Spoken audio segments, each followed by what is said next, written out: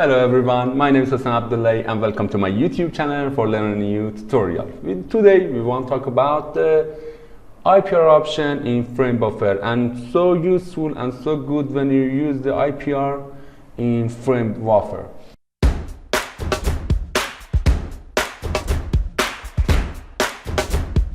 Now we have one channel YouTube. Thank you for watching our video and thank you for like it and leave a comment. Thanks, and subscribe my YouTube channel and let's do this. Now here I use the frame buffer and I start in the IPR rendering, and when I use the brute force in this scene and I want to right click on the frame buffer when I use the starting IPR. Now we have a 1, 2, 3, 4, 5, 6 option. Now when you zoom in with the mouse, and you can see our pixel growing up and making big. Now we have a lose our quality in frame. Now we can use that option, the real zoom, and when you use and zoom in that, now you don't have any lose quality in the frame buffer. And now you can see I do it and zoom in that on the light, and now wait for it, we don't have any lose the quality. And this option is so useful, and you can see that the good quality, and you can edit the material or moving that object as that anywhere we want, and you can see that we don't lose the quality and it's okay. And this option is so useful. And we have another option, view navigation. I never use that and I don't advise to you to use that. You lose the view. Now you can see that I click on it, view navigation, and click, I navigate and I make it worse. I stop it and I should remove that and put the camera, another camera in my bedroom, and going down and walk through here. Now it's okay, or a little left, it's now okay.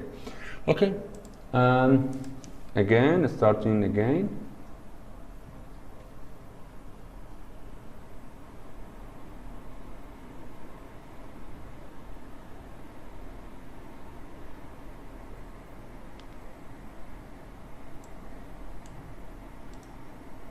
And re-initialize is restarting the render.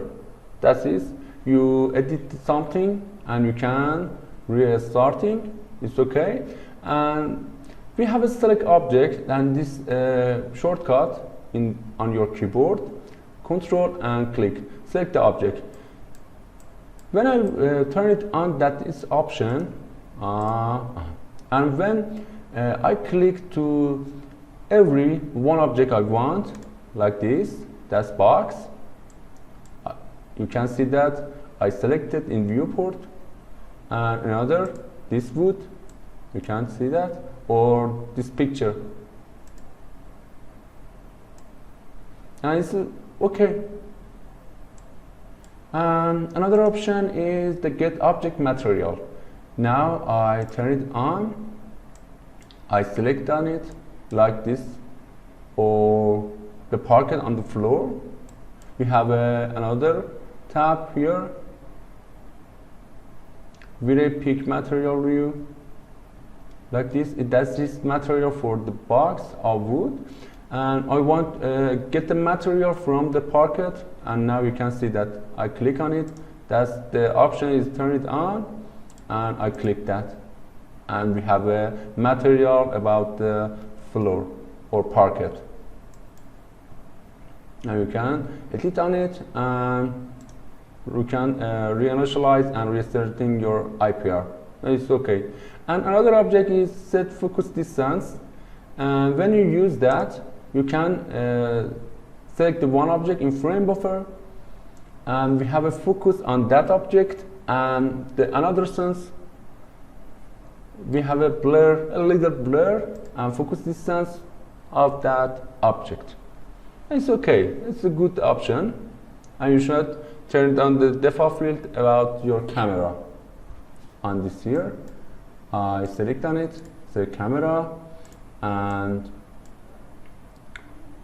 here DAF and motion blur, turn it on the default field and use that this object like this. I click on that light on the table like this. The camera focus on that object. It's okay. And one option we can see that on this list, that's pause or resume. When we have that option, when you use that on the rendering setup, when you use the GPU and rendering based on the GPU, and I use the V-Ray on the CPU, I stop that. Now you can see that. I will show you. V-Ray GPU, now we have it, and I want to start again, IPR, and we have that option.